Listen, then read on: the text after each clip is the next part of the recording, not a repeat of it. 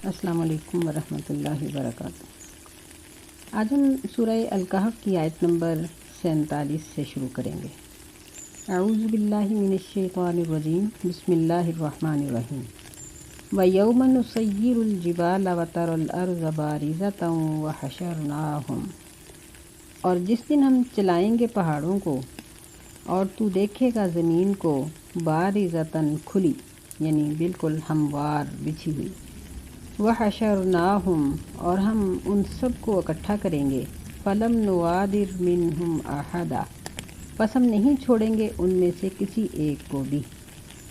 اللہ اکبر، یعنی یہ قیامت کا منظر ہے کہ اللہ تعالیٰ پہاڑوں کو چلائیں گے، یعنی زلزلے کی وجہ سے پہاڑ اپنی جگہ پر جمے ہوئے نہیں رہیں گے، بلکہ یہ پس کر باریک ہو جائیں گے اور زمین ایک چٹیل میدان بن جائے گی۔ اور اللہ کی قدرت اتنی زبردست ہے کہ اس کی مخلوقات میں سے کوئی ایک بھی چھپ نہیں سکے گا، بلکہ سب کو میدان حشر کی طرف اکٹھا کیا جائے گا۔ یعنی پہلے تو جہاں جہاں کوئی مرا ہے، جانور ہے یا انسان ہے، اس کو وہیں سے زندہ کیا جائے گا،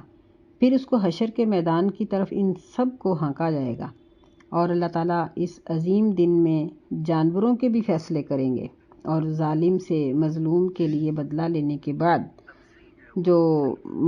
ظالم ہے اور مظلوم ہے، یعنی جانور جو ہیں، ان کو ختم کر دیا جائے گا، جبکہ انسانوں کے لیے پھر جنت اور جہنم ہے۔ وَعُرِضُوا عَلَىٰ رَبِّكَ صَفًّا، اور وہ پیش کیے جائیں گے اپنے رب پر صفوں کی حالت میں۔ لَقَدْ جِئْتُمُونَا كَمَا خَلَقْنَاكُمْ أَوَّلَ مَرَّةٍ، البتہ تحقیق تم ہمارے پاس آئے ہو جیسے ہم نے تم کو پیدا کیا تھا پہلی مرتبہ۔ بَلْ زَعَمْتُمْ أَن لَّن نَّجْعَلَ لَكُم مَّوْعِدًا، بلکہ تم گمان کرتے تھے یہ کہ ہم ہرگز نہیں بنائیں گے تمہارے لیے وعدے کا وقت۔ یعنی اس آیت میں یہ چیز بیان کی گئی ہے کہ اللہ تعالیٰ نے جو حشر کا میدان بنایا ہے یہ بے ہنگم نہیں ہوگا، کہ بغیر کسی ترتیب کے نہیں، بلکہ بڑے منظم طریقے سے لوگوں کو قطار در قطار اللہ کے سامنے لایا جائے گا، کیونکہ یہ بادشاہ کی عظمت کی نشانی ہوتی ہے کہ اس کے سامنے کوئی بھیڑ نہ کرے۔ تو اللہ تعالیٰ کے سامنے کوئی بھیڑ نہیں کرے گا، کوئی ایک دوسرے کے آگے یا پیچھے ہونے کی کوشش نہیں کرے گا، بلکہ قطاروں میں کھڑے لوگ اللہ تعالیٰ کے حکم کے مطابق پیش ہوں گے۔ تو فرمایا کہ جس طرح اللہ نے انسان کو پیدا کیا ہے کہ جب بچہ پیدا ہوتا ہے تو ایک تو وہ ننگے جسم ہوتا ہے، دوسرا یہ کہ وہ کسی بھی چیز کا مالک نہیں ہوتا، اسی طرح قیامت کے دن بے کس اور بے مال و دولت اللہ کے پاس جائے گا، اور پھر جس طرح انسان ایک اکیلا ہی پیدا ہوتا ہے، چاہے ٹوینز ہوں یا کتنے بھی بچے ہوں، دنیا پر وہ باری باری ہی آتے ہیں، تو انسان قیامت والے دن بھی اسی طرح بالکل تنہا ہوگا۔ بل زعمتم، فرمایا کہ بلکہ تم یعنی مجرمین جو تھے ان کا خیال یہ تھا کہ یہ وعدے کا وقت قائم ہی نہیں ہوگا، اس لیے وہ انکار کرتے رہے۔ وَوُضِعَ الْكِتَابُ فَتَرَى الْمُجْرِمِينَ مُشْفِقِينَ مِمَّا فِيهِ وَيَقُولُونَ يَا وَيْلَتَنَا، اور کتاب رکھ دی جائے گی، فَتَرَى الْمُجْرِمِينَ، پس تو دیکھے گا مجرموں کو، ڈرنے والے ہوں گے، مِمَّا فِيهِ، اس چیز سے جو اس کتاب میں ہے، وَيَقُولُونَ يَا وَيْلَتَنَا مَا لِهَٰذَا الْكِتَابِ، اور وہ کہیں گے کہ اے افسوس ہم پر، ما لہٰذا الکتاب، کیا ہو گیا اس کتاب کو۔ یہاں دیکھیں کہ لکھنے کے لحاظ سے یہ لام ہاذا کے ساتھ جڑا ہوا ہوتا ہے، لہٰذا، لیکن یہاں اس کو علیحدہ سے لکھا گیا ہے، ما لہٰذا الکتاب، یعنی اس کی وجہ مفسرین یہ بیان کرتے ہیں کہ اس کو اس خط سے اس لیے لکھا گیا ہے کہ جس طرح ایک انتہائی دہشت زدہ انسان بولتا ہے تو اس کی زبان اٹکتی ہے، اس طرح مجرموں کی حالت ہوگی کہ وہ بات بھی صحیح طریقے سے کر نہیں پائیں گے، اور کہیں گے کہ ہائے اس کتاب کو کیا ہو گیا، لا یغادر صغیرۃ ولا کبیرۃ الا احصاها، کہ اس نے نہیں چھوڑی کوئی چھوٹی بات اور نہ بڑی بات مگر اس کو لکھ رکھا ہے۔ ووجدوا ما عملوا حاضرا، اور وہ پائیں گے جو بھی انہوں نے عمل کیا تھا حاضر۔ وَلَا يَظْلِمُ رَبُّكَ أَحَدًا، اور نہیں ظلم کرے گا تیرا رب کسی ایک پر بھی، یعنی کوئی چھوٹی اور بڑی بات کوئی معمولی اشارہ، کوئی آنکھ کا اشارہ، کوئی اور اس طرح کی ایک لفظ کی بات کچھ بھی نہیں چھوڑی جائے گی۔ الا احصاها، یعنی صرف درج ہی نہیں کر رکھا بلکہ اس کو شمار بھی کر رکھا ہے کہ ایک انسان نے زندگی میں کتنی دفعہ جھوٹ بولا، کتنی دفعہ خیانت کی، کتنی دفعہ اس نے نماز چھوڑی، کتنی دفعہ اس نے بے ایمانی کی، اس کے ہر گناہ کو شمار بھی کر لیا جائے گا، اور پھر اس کا ہر عمل یعنی گناہ ہو یا نیکی وہاں موجود ہوگا، اور اللہ تعالیٰ کسی پر ظلم نہیں کریں گے کہ کسی بے گناہ پر گناہ ڈال دیے جائیں یا اس کی نیکیاں گم کر دی جائیں، نہیں، اللہ تعالیٰ کی یہ عادت مبارک نہیں ہے۔ استغفر اللہ۔ وَإِذْ قُلْنَا لِلْمَلَائِكَةِ اسْجُدُوا لِآدَمَ فَسَجَدُوا إِلَّا إِبْلِيسَ، اور جب ہم نے فرشتوں کو کہا کہ سجدہ کرو آدم علیہ السلام کو، پس انہوں نے سجدہ کیا مگر ابلیس نے، کان من الجن، وہ جنوں میں سے تھا، ففسق عن امر ربہ، پس اس نے نافرمانی کی اپنے رب کے حکم کی۔ افتتخذونہ وذریتہ اولیاء من دونی وہم لکم عدو، کیا پس تم اس کو پکڑتے ہو، اس کو اور اس کی اولاد کو، اولیاء دوست میرے سوا، حالانکہ وہ تمہارے دشمن ہیں۔ بئس للظالمین بدلا، بہت برا ہے ظالموں کے لیے بدلہ۔ یعنی اس میں اللہ تعالیٰ نے ایک بات یہ ذکر کی ہے کہ گناہ کی وجہ شیطان کی پیروی ہے، اور انسان شیطان کے پیچھے لگ کر گناہ کرتا ہے، اس لیے اللہ تعالیٰ نے یہاں یہ ذکر کیا کہ شیطان تو تمہارے جد امجد سے لے کر آدم علیہ السلام سے لے کر اب تک تمہاری ہر خوشی اور ہر عزت کا دشمن ہے، تو پھر تم اس کی پیروی کیوں کرتے ہو؟ دوسرا یہ بتایا کہ فرشتوں نے تو انسان کی عظمت کو قبول کر لیا تھا لیکن شیطان نے نہیں کیا، اور یہ بات بھی بتا دی کہ یہ فرشتوں میں سے نہیں ہے بلکہ یہ جن ہے، اور اس نے اپنے رب کے حکم کی نافرمانی کی ہے۔ پھر فرمایا کہ کیا تم اس کو اور اس کی اولاد کو دوست بناتے ہو؟ یہاں اللہ تعالیٰ نے معبود نہیں کہا، دوست کہا ہے، کیونکہ عبادت اور اطاعت دوستی اور محبت کے ساتھ ہی کی جاتی ہے۔ جس کی محبت اللہ سے ہے وہ اللہ کی اطاعت کرے گا، جس کی کسی اور سے ہے وہ اس کی کرے گا۔ ہم دیکھتے نہیں کہ دوست اپنے دوست کے پیچھے لگ کے نماز بھی چھوڑ دیتے ہیں، حیا بھی چھوڑ دیتے ہیں، ماں باپ کو بھی چھوڑ دیتے ہیں، تو اس لیے اللہ تعالیٰ نے یہاں دوستی کا ذکر کیا ہے۔ اس سے ہمیں یہ بات بھی ایک معلوم ہو جاتی ہے کہ ہم مسلمانوں کو اللہ کے ساتھ محبت بھی رکھنی چاہیے، اور اللہ تعالیٰ سے محبت رکھنے کا ایک بہترین طریقہ یہ ہے کہ اللہ تعالیٰ کی خوبصورتی کا تصور کیا جائے، ذہن میں یہ بات یاد رکھی جائے کہ اللہ تعالیٰ بہت خوبصورت ہے، اور پھر وہ بہت رحم کرنے والا ہے، وہ بہت بڑا ہے، وہ بہت کچھ دینے والا ہے، سب کچھ اسی کا دیا ہوا ہے، وہ بڑا رحیم ہے، بڑے گناہوں کو معاف کرتا ہے، وہ عیبوں پہ پردہ پوشی کرتا ہے، وہ ہر اڑے وقت میں مدد کرتا ہے۔ اللہ کی صفات کو یاد کیا جائے جس کی وجہ سے اللہ کے ساتھ دوستی بنے۔ نبی صلی اللہ علیہ وسلم کی ایک دعا بھی ہے، اللہم انی اسألک حبک وحب من یحبک وحب عمل یقربنی الی حبک، یہ آخر تک دعا۔ یعنی دیکھیں کہ نبی صلی اللہ علیہ وسلم نے اللہ کی محبت کی دعا بھی کی ہے، مطلب ہمیں یہ دعا بھی کرنی چاہیے کہ اللہ ہماری اپنے ساتھ محبت جوڑ دے، ہم تیرے حکم کو ہر ایک سے مقدم سمجھیں، تو پھر انشاءاللہ انسان کے لیے عبادت کرنا آسان ہو جائے گی۔ فرمایا ما اشہدتہم خلق السماوات والارض ولا خلق انفسہم، اور نہیں حاضر کیا میں نے ان کو آسمان و زمین کے پیدا کرنے کے وقت اور نہ ان کے نفسوں کو پیدا کرنے کے وقت۔ وما كنت متخذ المضلین عضدا، اور نہیں ہوں میں گمراہوں کو پکڑنے والا عضدا مددگار۔ یعنی یہ تو اتنے بیکار لوگ ہیں کہ اللہ تعالیٰ نے ان سے کسی بھی موقع پر کوئی مدد نہیں دی، یہ تو اپنی تخلیق کے بھی مالک نہیں۔ ولا خلق انفسہم، یعنی ان کو پیدا کرتے وقت بھی ان سے مشاورت یا مدد نہیں لی گئی، تو اب یہ دوسروں کی مدد کیا کریں گے؟ اللہ فرماتے ہیں کہ میں گمراہوں کو مددگار نہیں بناتا، اللہ کو کسی کی بھی مدد کی ضرورت نہیں ہے۔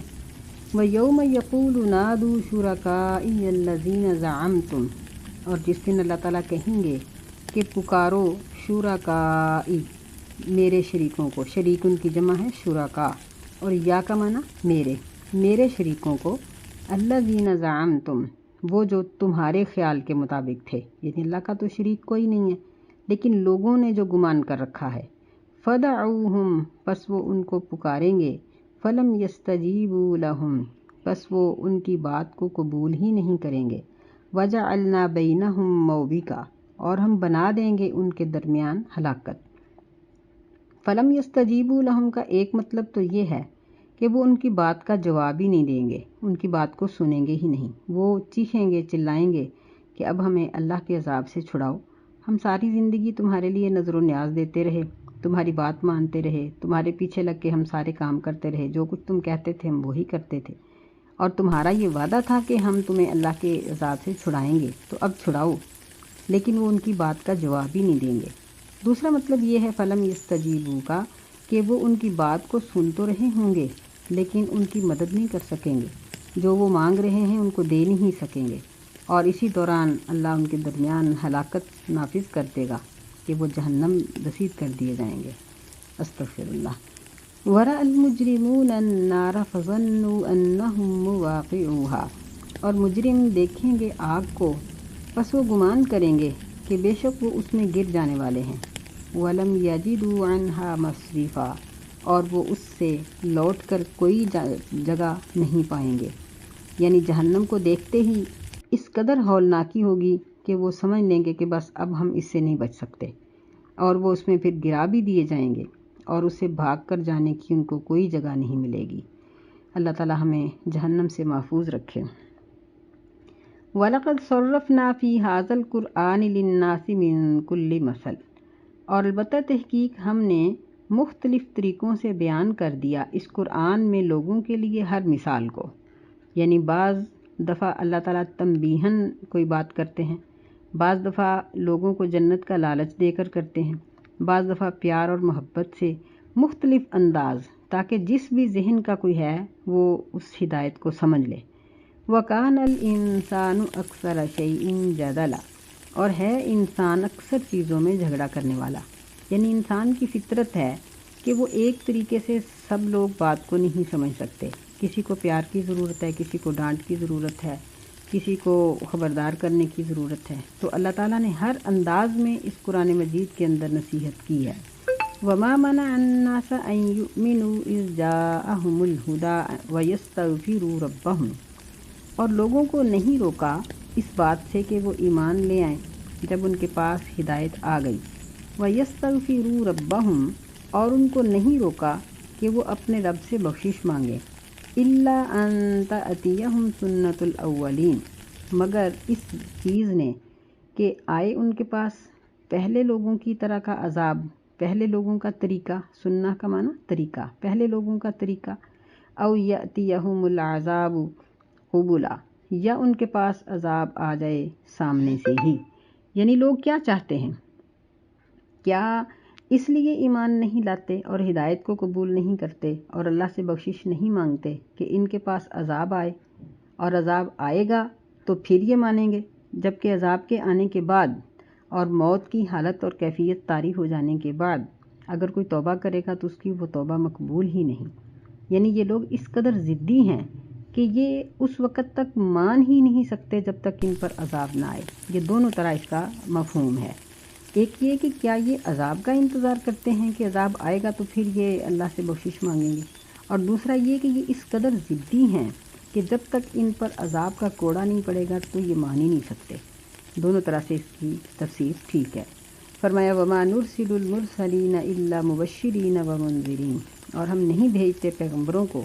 مگر خوشخبری دینے والے بنا کر اور ڈرانے والے بنا کر، یعنی پیغمبروں کے آنے کا مقصد ہی یہ ہے کہ لوگ عذاب سے بچ جائیں، وہ ان کو عذاب کی وعید سناتے ہیں اور اللہ کے جو انعامات ہیں ان کی بشارت سناتے ہیں۔ وَيُجَادِلُ الَّذِينَ كَفَرُوا بِالْبَاطِلِ لِيُدْحِضُوا بِهِ الْحَقَّ، اور جھگڑا کرتے ہیں کافر لوگ باطل طریقے سے، لِيُدْحِضُوا، تاکہ وہ مٹا ڈالیں، یعنی داحضہ کا معنی ہوتا ہے کسی چیز کی جڑ کاٹ دینا، یعنی یہ چاہتے ہیں کہ ایمان کی جڑ کاٹ دیں، لِيُدْحِضُوا بِهِ الْحَقَّ، تاکہ وہ اس کے ساتھ حق کو مٹا ڈالیں، وَاتَّخَذُوا آیَاتِي وَمَا أُنذِرُوا هُزُوًا، اور انہوں نے پکڑا ہے میری آیتوں کو اور جو وہ ڈرائے گئے تھے مذاق کا سبب، یعنی کافر یہ باطل طریقوں سے نبیوں کے ساتھ، ائمہ کرام کے ساتھ یہ جھگڑتے ہیں اور ان کو یعنی دین سے ہٹنے کی دعوت دیتے ہیں، حق کو مٹانا چاہتے ہیں، اللہ کی آیات کا مذاق اڑاتے ہیں، حالانکہ یہ سب چیزیں ان کے لیے ہلاکت خیز ہیں۔ تو یہاں ہمارے لیے بھی بہت بڑا سبق ہے۔ ہم یہ نہ سمجھیں کہ یہ صرف کافروں کے لیے، مطلب یہ ہے کہ اگر مسلمانوں میں سے بھی کوئی حق کے بارے میں جھگڑے گا، کسی مسئلے کو باطل قرار دینے کے لیے، جس طرح آج کل سود کے مسائل ہیں اور دیگر پردے کے اور بے شمار مسائل ایسے ہیں کہ ان کے اوپر بغیر دلیل کے اگر کوئی جھگڑے اور وہ یہ چاہے کہ ہم حق کی بات کو چھوڑ کر غیر حق کو نافذ کر دیا جائے، یا کوئی ایسا مسلمان جو اللہ تعالیٰ کی آیات کا مذاق اڑائے، مثلاً داڑھی کا مذاق، پردے کا مذاق، اونچی شلوار کا مذاق، نماز کا مذاق، کسی اور دینی کام کا، کسی سادہ شخص کو دیکھ کر اس کا مذاق اڑانا، یہ ساری چیزیں انسان کو کفر کے اندر مبتلا کر دیتی ہیں۔ آہستہ آہستہ انسان کفر کی طرف چلا جاتا ہے۔ تو ہمارے یہ لائق ہے کہ اگر ہم کسی شخص کو دیکھیں کہ یہ 5 وقت کا نمازی ہے تو اس کی بے عزتی کرنا یا اس کے معاملات کے اندر کوئی کمی بیشی کرنا، ان چیزوں سے بچنا چاہیے، کیونکہ ہم نہیں جانتے کہ جو شخص نمازی ہے، پرہیزگار ہے، اس کا اللہ تعالیٰ کے نزدیک کیا مقام ہے۔ کہیں ایسا نہ ہو کہ ہم اس کو غصہ دلا دیں تو اللہ کو غصہ آ جائے۔ نبی صلی اللہ علیہ وسلم کے زمانے میں ایک واقعہ اس طرح ہوا تھا کہ صحابہ بیٹھے ہوئے تھے اور ایک صحابی کا ان کے ساتھ کوئی بحث مباحثہ سا ہو گیا۔ جب وہ نبی علیہ السلام کے پاس آئے تو آپ نے فرمایا کہ لعلک اغضبتہم، شاید کہ تو نے ان کو ناراض کر دیا ہے، جاؤ اور ان کے ساتھ ناراضگی کو ختم کر کے آؤ،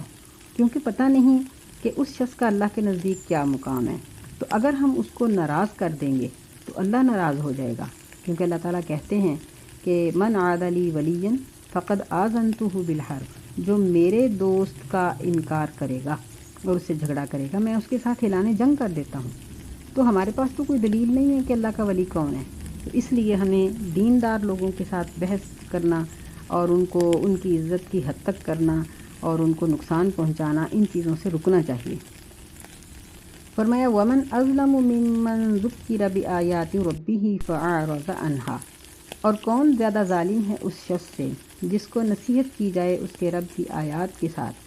پس وہ اس سے منہ پھیر لے، وَنَسِيَ مَا قَدَّمَتْ يَدَاهُ، اور وہ بھول جائے کہ اس کے ہاتھوں نے آگے کیا بھیجا ہے۔ اِنَّا جَعَلْنَا عَلَىٰ قُلُوبِهِمْ أَكِنَّةً،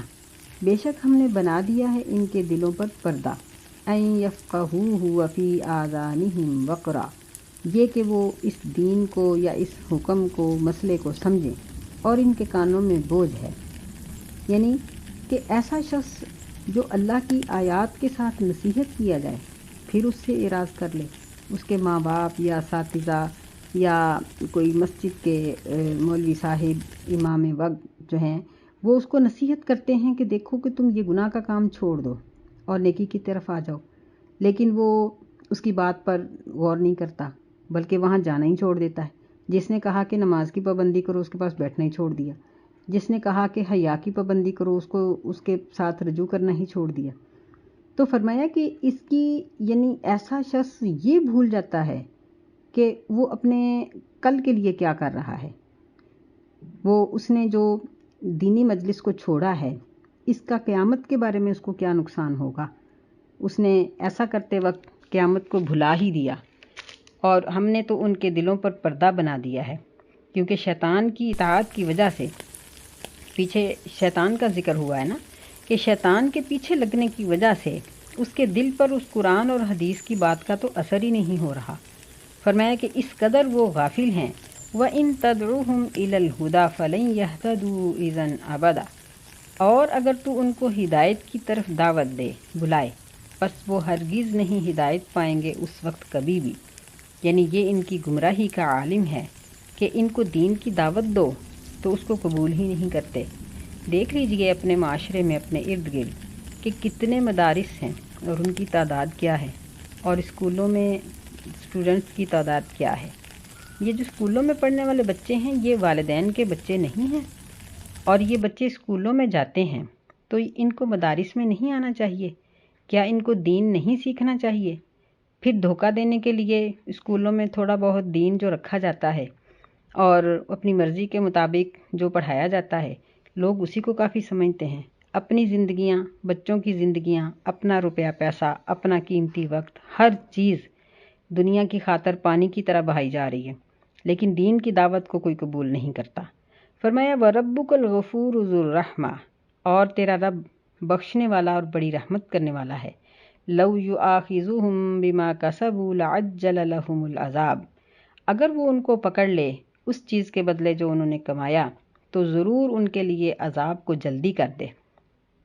بَل لَّهُم مَّوْعِدٌ لَّن يَجِدُوا مِن دُونِهِ مَوْعِلًا، بلکہ ان کے لیے وعدے کا ایک وقت مقرر ہے۔ لَن يَجِدُوا مِن دُونِهِ،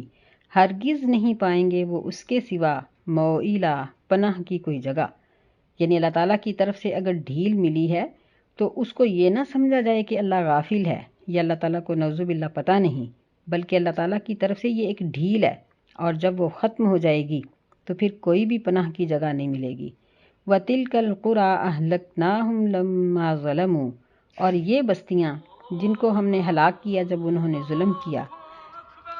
لما ظلموا، جب انہوں نے ظلم کیا تو ہم نے ان کو ہلاک کر دیا۔ وَجَعَلْنَا لِمَهْلِكِهِمْ مَوْعِدًا، اور ہم نے بنا دیا ان کے وعدے کے لیے ان کی ہلاکت کے وعدے کے لیے ایک مقرر وقت۔ یعنی اللہ تعالیٰ نے ساتھ ہی پہلی بستیوں کا حوالہ دیا ہے کہ پہلی بستیوں کو ہم نے ان کے ظلم کی وجہ سے ہلاک کر دیا، تو یہ لوگ کس طرح بچ سکیں گے؟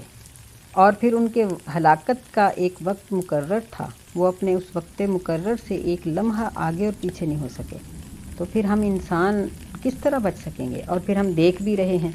کہ آج کل مجلسوں میں بیٹھے ہوئے لوگوں کو ہارٹ اٹیک ہو رہے ہیں۔ یہ تو اللہ کی رحمت ہے کہ کوئی شخص اس حالت میں مرے کہ اس کی کوئی نماز نہ چھوٹی ہوئی ہو، ورنہ ہم سوچ سکتے ہیں کہ اگر ایک بے نماز کو ہارٹ اٹیک ہو جائے یا ایکسیڈنٹ میں اس کی موت آنے لگے تو کیا وہ اتنی مہلت اللہ تعالیٰ سے مانگ سکے گا کہ وہ اپنی نمازوں کی قضا دے دے، یا اس نے زکوٰۃ چھوڑی ہوئی ہے تو وہ زکوٰۃ ادا کر دے، یا وہ کسی اللہ تعالیٰ کے حکم کا انکاری تھا تو اس کی معافی اور توبہ کر لے؟ نہیں، کسی قسم کی مہلت پھر اس کو نہیں ملے گی۔ اس لیے ہمیں ہر وقت اپنی آخرت کی تیاری کرنی چاہیے، اپنی موت کے لیے تیار رہنا چاہیے، اور ہر وقت اللہ تعالیٰ کی نافرمانی سے بچے رہنا چاہیے۔ اللہ تعالیٰ ہمیں بچنے کی توفیق دے، اور اللہ تعالیٰ ہمیں اپنی دنیا اور آخرت میں عافیت عطا فرمائے۔ آمین۔ السلام علیکم ورحمۃ اللہ وبرکاتہ۔